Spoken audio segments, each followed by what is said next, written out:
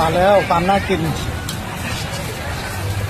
ผัดไทยนะครับสตรีทฟู้ดแบบไทยๆผัดไทยชื่อดังไปไกลระดับโลกแล้วนะครับนี่นะสวัสดีครับวันนี้ปากมันนะครับมานี่เลยนะครับตลาดมีนบุรีนะครับร้านผัดไทยเจ้าดังนะครับผัดไทยทะเลผัดไทยกุ้งสดนะครับ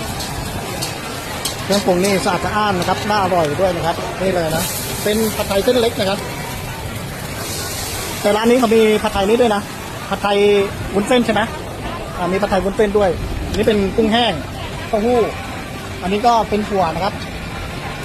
สูตรของผัดไทยก็มีแบบนี้อันนี้เป็นผัดไทยกุ้งสดใช่ไหมกำลังทำในกระทะนี่เท่าไหร่ครับ50 บาทเนาะ